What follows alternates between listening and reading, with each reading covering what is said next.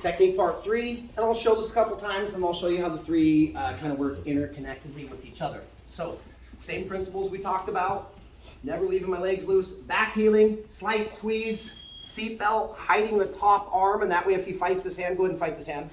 I can still start to pick up that cross collar foregrip. If I do it backwards and he fights the top hand, now I don't have much with the other. So just always a reminder, try to hide that top hand. Boom. Squeezing, plating, chin over the back like I'm whispering in his ear, time to go to sleep, buddy. All right, same feed that we started. Open, feed, grip.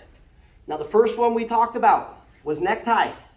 Down, stay plated, and my elbow doesn't go out, it disappears, and I get the strangle. Second one, here, punch, palm, throw the elbow in the air, push the head forward, and my elbow disappears. So we have necktie, we have coat hanger. What if those don't work? All right, or I want to go the other one first. Bow and arrow, everybody loves this choke. My opinion is it looks harder to do for the newer folks. It looks harder to do than what it actually is because there's an extra step or two. So, opening is the same. Open, feed deep, make a grip. Now, the commonality in all three techniques that we've done today is that I don't have to withdraw this hand like I would in a rear naked or a short choke. I get to open, feed. Maybe I can't find his second lapel.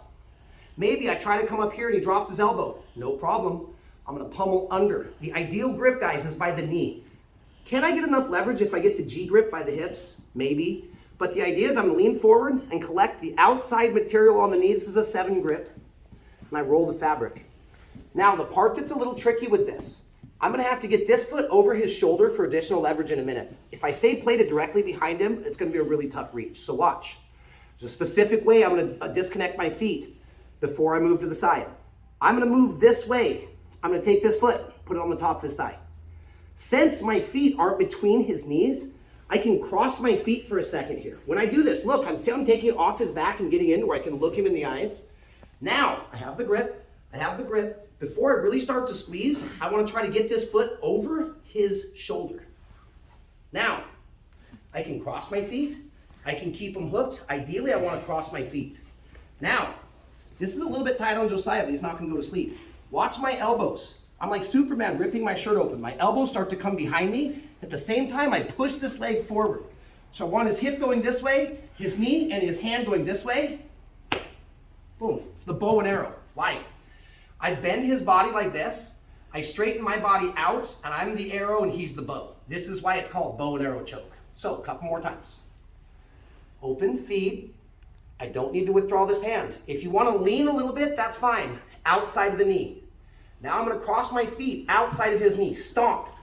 Cross. Now, I start to pull him over my thigh, and when I do, I make a big straight-legged kick circle, and I come to here. This leg kicks the hips away. Pull the knee, pull my elbow to the ground. Bow and arrow choke. Last time.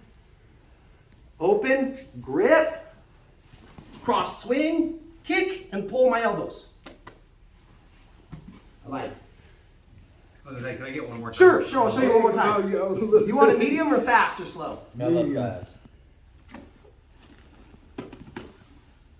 So we have all three. Okay, so you choking him out with the lapel. Yeah, it's this action right here Yeah. that hurts. I'm amplifying his knee and pushing his hips away. So we have all three put together, guys. Do you got One. something in his back? 2. Cross the feet. 3. Bow and arrow choke. Interesting. So when Necktie, kata hajime, coat hanger choke, and the bow and arrow choke. So you put the leg over his shoulder, are you like pushing down on the shoulder? Yeah, I'm gonna bite down on his shoulder, so let's take the grips away. I know I love choking Josiah. Let's go loose, okay? This leg is biting down. Okay. And I'm kind of driving my foot here, but this leg is pushing his hips away. Then I'm choking. All right, guys, here's the deal. I'll put the clock on just so we don't exceed time, but here's what I want. Everybody do this at least 10 times. So I don't care if you go 5, 5, 5, 5, or if you go 10 and 10. Either way, get 10 reps. We're gonna practice this more as the week goes on because the bow and arrow may be a little bit more technical to get into, but once you build your reps, guys, this is a very strong choke. Hard to counter also. Ready? 1, 2, 3.